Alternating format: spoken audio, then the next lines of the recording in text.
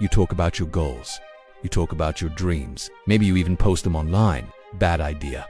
By doing so, you give others an opening to step in, to block your path, to steal your ideas. People can't stop what they don't know. So if you want to operate in the shadows, if you want to take people by surprise, conceal your intentions. This is Law 3 of 48 Laws of Power. I'm the host. Each week we learn a new law. And these laws, they come from the book 48 Laws of Power by Robert Greene.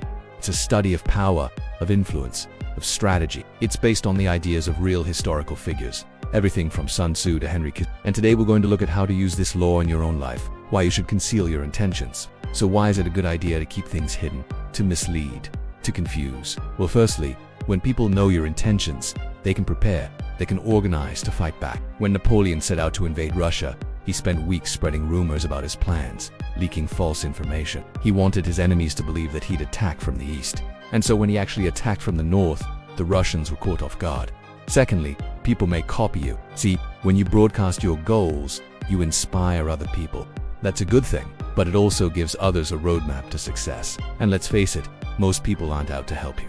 Thirdly, and perhaps most importantly, concealing your intentions builds mystery. And mystery, says Greene, is a powerful lure.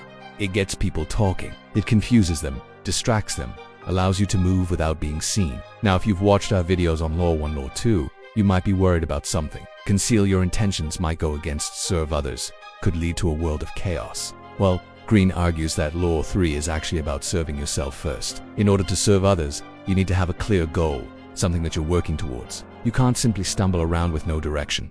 You need focus, a clear vision. But once you have it, once you know where you're going, well, you keep it to yourself.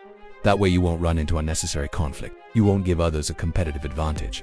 You won't lose momentum. So yes, there are times to be generous, to put others first. But as we said last time, when you play the game of power, you need to focus above all on your own interests. Here are some tips to remember when applying Law 3.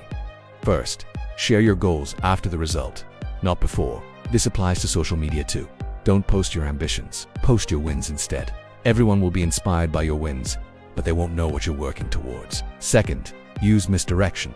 Ask questions to distract the other person. If someone asks you about your weekend plans, don't just say, "I'm going to the movies." You could follow up with, "And I really wish I could go to that concert. Tickets are so expensive." That second comment is a misdirection. It distracts them, confuses them, and while they're pondering your love of music, you're thinking of the date night you've already got planned. Third, be kind, but not predictable. Concealing your intentions isn't about lying or manipulating people. It's about keeping your options open. And if you're known for being unpredictable, if people can't figure you out, you'll find it easier to build a reputation over time. Remember, people can only knock you down if they know what you're trying to do. They can only copy you if they know what you're planning. Conceal your intentions and you gain the upper hand. Now, if you want to go further, if you want to master this law, I suggest you read the entire chapter 3 of 48 Laws of Power. We've left a link in the description. Read it, apply the ideas, and maybe, just maybe, you'll become a little more powerful in the process. But now it's time for a question. What would you like us to cover next? Drop a comment below. Also, let us know you made it to the end of this video. Write the word silence in the comments. And here's another 2 laws you can learn from.